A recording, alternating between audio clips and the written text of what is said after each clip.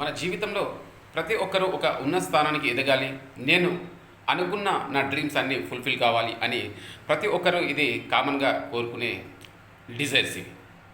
కానీ ఎప్పుడైనా ఒక చిన్న ప్రాబ్లం వచ్చినప్పుడు దీని అమ్మ ఇది కాదు నేను చేయాల్సింది ఇంకో విధంగా చేసి ఉంటే ఈరోజు నా దగ్గర ఎంతో డబ్బు ఉండేదని చాలామంది బాధపడుతుంటారు. మనం చూస్తూ ఉంటాం. ఇవి కామన్గా ఇవి జరిగే సిచ్యువేషన్స్ మనందరికీ. కానీ ఆ సిచ్యువేషన్ ఎప్పుడైతే వస్తుందో అప్పుడు మాత్రమే మనకు ఒక కసి అనేది వస్తుంది. మళ్ళీ ఒక 1 వీక్ 10 డేస్ ఉంటుంది. ఆ తర్వాత మళ్ళీ నార్మల్ స్థితికి వచ్చేస్తున్నాం.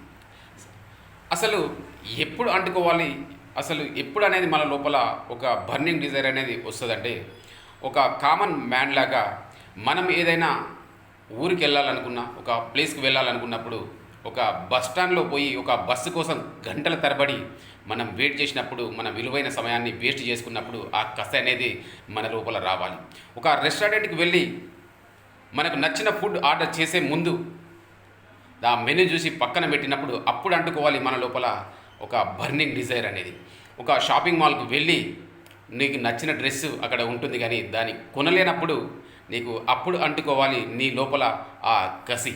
అదే నీకు కానీ నీ ఫ్యామిలీ మెంబర్స్ కానీ ఏదైనా ఒక చిన్న జబ్బు చేసినప్పుడు, జలుబు వచ్చినప్పుడు, ఇంకేదైనా చిన్న హెల్త్ ఇష్యూ వచ్చినప్పుడు ఒక గంటల తరబడి ఒక నార్మల్ హాస్పిటల్కి పోయి ఒక మరీ అధ్వానమైన ఫెసిలిటీస్ ఉన్న హాస్పిటల్లో మనము చేరినప్పుడు తర్వాత వాళ్ళు ఇచ్చే ఒక నార్మల్ ట్రీట్మెంట్ తీసుకొని ఏదో వాళ్ళు పెట్టింది తిని ఉంటాం కదా, అప్పుడు అంటుకోవాలి మన లోపల ఆ కసి అనేది.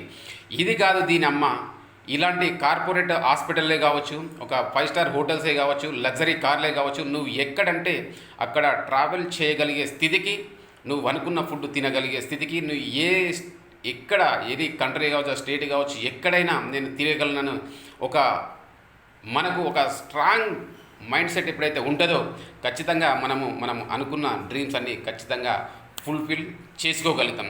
అలాంటి మైండ్ సెట్ని మనం ఎప్పుడైతే క్యారీ చేస్తామో డెఫినెట్గా మన జీవితంలో మనం అనుకున్న గోల్స్ని రీచ్ అవుతాం. ఇలాంటి ప్రాబ్లం మీరు ఎప్పుడైనా ఫేస్ చేసి ఉంటే కింద ఒకసారి కామెంట్ చేయండి.